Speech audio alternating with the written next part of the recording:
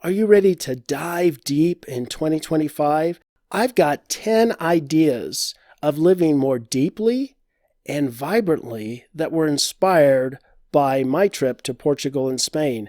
I hope you'll join me for the video as we go and dive deep. Starting at number 10, we have some villages here in Portugal that were built by people who did not have a lot of economic resources. Back in the 13th century, these dwellings were made out of slate, and now they are highly sought after places for accommodations in the mountains, as well as there's even an art school here. So the idea from this photograph for 2025 is gratitude, that even if you are lacking things, looking at the things that you do have in your life. Number 9 is going to be this night that I saw the sculpture along the coastal route in Portugal as I was biking up to do the Camino. I think of the idea of, in the next year, what are some things, one thing in my life that I want to fight for? What do I want to expend resources in to promote in my life? Maybe that's a cause, maybe that's energy I'm putting into my relationships, but really identify that one thing that I really find important in my life and fight for it. Number 8, these are very historic kind of storage granaries in Portugal, where people would put different, again, grains, corn, and they would put them in here to dry out. They couldn't leave them in the houses because the humidity would basically ruin them. And if you notice on the vertical columns from the ground where it attaches to the granary, you see that circle. That's because rats can actually crawl up straight lines, and they can crawl up walls, but they cannot crawl around circles.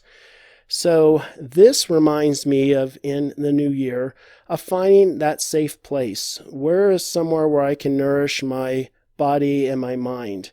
Is that a room? Is that a place that I go outside? Where is that? And really consciously protect and develop that place. Coming in at number 7, this is a statue outside the library in Coimbra in Portugal. And you notice he's got a book. So that makes me think, in the new year, read.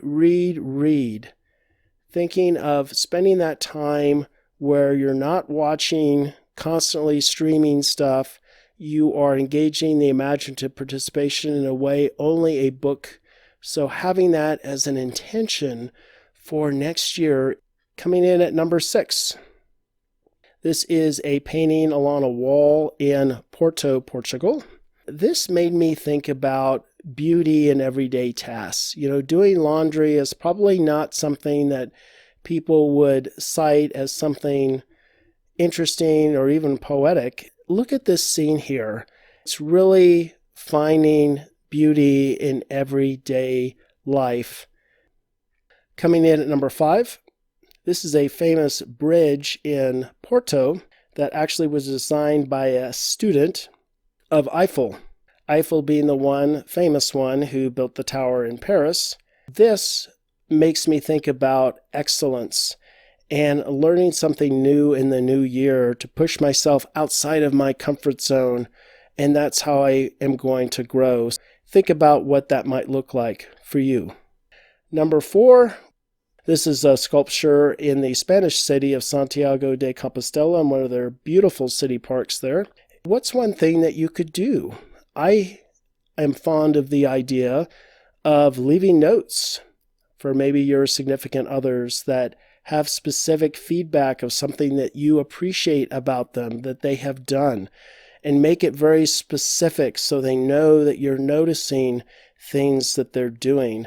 I think that would be kind of a fun idea. But whatever it is, and maybe you'll share in the comments what you do to keep your relationships healthy and alive. Number 3, These are Roman ruins. I'm a big fan of Roman history. And these are floor mosaics. This is probably one of the most famous ones of a hunting scene. And so I think about our legacy. What are we leaving behind to the new generation? So do something intentional in the new year that kind of promotes and supports the younger generation. That could be an amazing legacy that you could leave for that person and for society. Number 2. This is an image, again, from that famous bridge. Probably the best place to watch the sunset in Porto, Portugal. Think of sunsets. Our moments in time are very fleeting, just like sunsets. So how can I be fully present when, in every moment of my life, not just sunsets, where I'm really focused, I'm not thinking about what I'm doing in 5 minutes, I'm not thinking about what I did an hour ago. I'm fully immersed in the sights, the smells, the tastes, the people that are there, what's going on. Can I live more presently? And coming in at number 1, this is me at the end of my bike ride on the Camino up the Portugal coast to Santiago de Compostela with one of my cycling buddies. And you'll also see there is Rooster Puppet with me. Now, this Rooster Puppet I took with me on the Camino, and I kind of had him come out and interact with people. It made people laugh and ask questions, and I got to interview people, and I even made it into a short film. This image reminds me of, in 2025, I want to look at the world through the eyes of a child. We think of puppets and children. Children see the world as a magical place. And I mean by that, it's unexpected. They're curious. They want to learn things. They're in awe of the things they discover. And that's the way I want to live. I don't want that to die in me based on busyness or life events that crush that spirit of magic and curiosity and wonder of the world. I hope you'll share in the comments below. Did you have a particular photograph or thing that I said that resonated with you? What are some things that you have intentions for, whether it's for the next year or just where you are in your life journey? I would be honored if you would share that in the comments. I hope you'll like if you appreciate content like this. It really helps the channel when people do that, and subscribing. Until next time, I look forward to seeing you in the new year. Toodaloo.